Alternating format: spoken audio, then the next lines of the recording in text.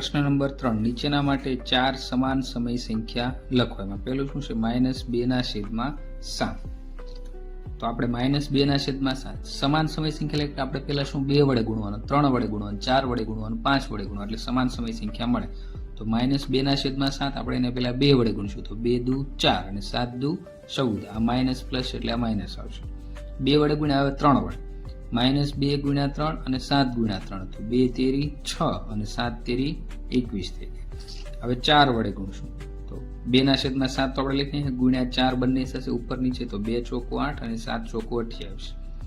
હવે 100 થી સંખ્યા મેળવવા માટે આપણે 5 વડે ગુણશું તો -2/7 લખી નાખવાના ગુણ્યા 5 ગુણ્યા 5 તો 2 પંચા 10 અને 7 પંચા 35. એક માઇનસ છે પ્લસ છે, માઇનસ પ્લસ માઇનસ.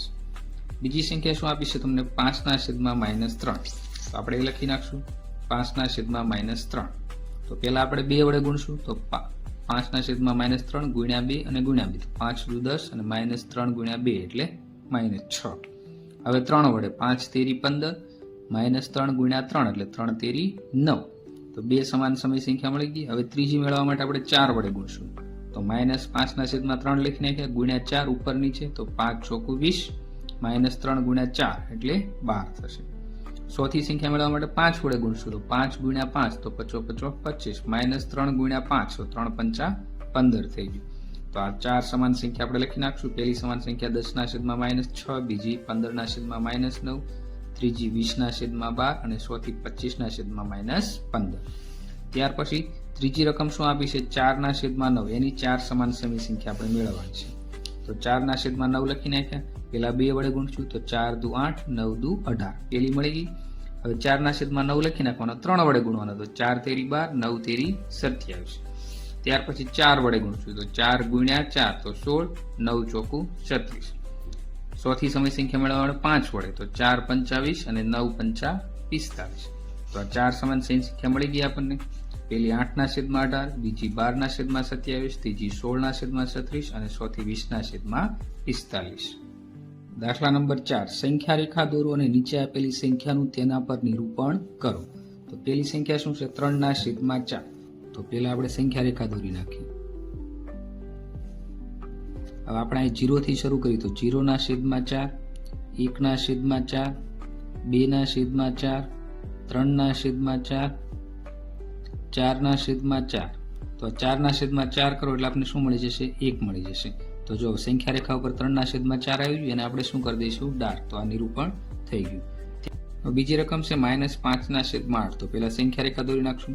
હવે જો આ માઇનસ સંખ્યા છે એટલે આપણે એને આ બાજુ લખવી પડશે. તો અહીં પેલા શું કરી નાખશું 0 છેદમાં શું કરી નાખશું 8, પછી -1/8, -2/8, પછી -3/8, પછી -4/8, પછી -5/8, -6/8, -7/8 અને હવે શું થશે -8/8 એટલે અહીં કેવું આવી જશે -1 આવી જશે. હવે આપણી સંખ્યા કઈ હતી -5/8. તો આને આપણે શું કરી દઈશું ડાર્ક થઈ જશું. આ નિરૂપણ થઈ ગયું. ત્રીજી સંખ્યા -7/4. તો હવે આનું આપણે નિરૂપણ કરી દઈશું. તો સંખ્યા રેખા પેલા દોરી નાખીએ આપણે. તો હવે આમાં 0 તો 0/4. જો આમાં માઇનસ બાજુ વાળો એટલે આપણે આ બાજુ ચાલશું. તો -1/4, -2/4, -3/4, -4/4. તો -4/4 કરશો એટલે શું થઈ જશે -1. પછી -5/4, -6/4, -7/4, -8/4. આપણું નિરૂપણ શું હતું -7/4. તો એને આપણે શું કરી દઈશું ડાર્ક કરી દઈશું. ત્યાર પછી 100 થી સંખ્યા છે 7/8. તો આપણે શું કરશું પેલા સંખ્યા રેખા દોરી નાખશું. તો હવે આમાં જો 0 હવે પ્લસ સંખ્યા છે એટલે આપણે જમણી બાજુ જવાનું. તો શું થશે 1/8 એટલે 0/8, પછી 1/8, પછી 2/8, 3/8, 4/8, 5/8, 6/8, 7/8 અને 8/8 થશે એટલે શું થઈ જશે 1 થઈ જશે. હવે આપણું નિરૂપણ શું હતું? 7/8. તો નિરૂપણ થઈ ગયું. સ્વાધ્યાય 8.1 પ્રશ્ન નંબર 5. બિંદુઓ P, Q, R, S, T, U, A અને B સંખ્યા રેખા પર એવી રીતે આવેલા છે કે જ્યાં TR બરાબર RS બરાબર SU અને AP બરાબર PQ બરાબર QB થાય. P, Q, R અને S વડે દર્શાવાતી સમય સંખ્યા લખો. તો ટૂંકમાં કોઈ પણ બે બિંદુ વચ્ચેનું અંતર કેવું છે? સરખું છે. તો હવે આપણે P, Q, R અને S વડે દર્શાવાતી સમય સંખ્યા લખવાની છે. તો શરૂઆત આપણે ક્યાંથી કરશું? P વડે દર્શાવાતી સમય સંખ્યા. તો હવે જો P ની આગળ આપણે કયો આંકડો આપ્યો છે? 2 આપ્યો છે. તો શરૂઆતમાં આપણે શું લખી નાખશું? 2 લખી નાખશું વત્તા. હવે P પછી જો કેટલા ભાગ પડે છે? આ પહેલો ભાગ, આ બીજો ભાગ અને આ ત્રીજો ભાગ. તો P નો કેટલામો ભાગ છે? પહેલો ભાગ. તો વત્તા 1 અને ટોટલ કેટલા ભાગ છે? 3 ભાગ. 1, 2 અને 3 ભાગ. તો શું થશે? 2 તેરી 6, 6 ને 1 7 અને છેદમાં 3. તો P વડે દર્શાવાતી સમય સંખ્યા શું મળી? 7/3. હવે Q વાળો ભાગ.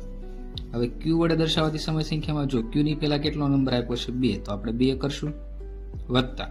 હવે Q સુધી પહોંચવા માટે આપણે કયો ભાગ જોઈએ છે? આ પહેલો ભાગ અને બીજો ભાગ. તો વત્તા 2 છેદમાં ટોટલ ભાગ 1, 2 અને 3. તો છેદમાં 3. તો શું થશે? 3 દુ 6, 6 ને 2 8 અને છેદમાં કેટલા આવશે? 3 થઈ ગયા. હવે આવું જ તે આપણે R માટે કરવાનું છે. તો જો R પેલા કઈ સંખ્યા છે? -1. તો આપણે પેલા -1 લખી નાખશું. પછી જો R સુધી પહોંચવા માટે આપણે કેટલો ભાગ જોઈએ છે? 1 ભાગ. તો -1. ટોટલ ભાગ કેટલા છે? આ પહેલો ભાગ, આ બીજો ભાગ અને આ ત્રીજો ભાગ. ટોટલ ભાગ કેટલા થઈ ગયા? પહેલો ભાગ, બીજો ભાગ અને ત્રીજો ભાગ. તો છેદમાં આપણે શું કરશું? 3 કરશું. હવે માઇનસ આ બે નો ગુણાકાર થશે 3 × 3 અને આ -1. તો -3 શું થશે? -3 -1 અને છેદમાં શું થશે? 3. હવે માઇનસ માઇનસ શું થઈ જશે? પ્લસ. એટલે કે પણ નિશાની મોટા પદની રહે. 3 + 1 એટલે 4 અને છેદમાં શું થશે? 3. તો R વડે દર્શાવાતી સંખ્યા મળી ગઈ. હવે શું છેલ્લું શું છે? આપણે S વડે દર્શાવાતી સમય સંખ્યા. તો હવે જો S માટે આપણે શું જોશું? S ની પેલા કયો નંબર છે? -1. તો આપણે -1 લખી નાખશું. હવે S સુધી પહોંચવા માટે આ પહેલો ભાગ અને બીજો ભાગ. તો -2 અને ટોટલ ભાગ કેટલા છે? પહેલો, બીજો અને ત્રીજો. ટોટલ ભાગ 3 છે. તો આવું થઈ ગયું આપણી પાસે. હવે આનો આપણે સાદુરૂપ આપી તો 3 × 3 અને આ -2 એમના અને છેદમાં કેટલા આવશે? 3. તો શું થશે? -3 -2 એટલે શું થશે? 5 અને મોટા પદની નીચે એટલે -5 અને છેદમાં શું આવશે? 3.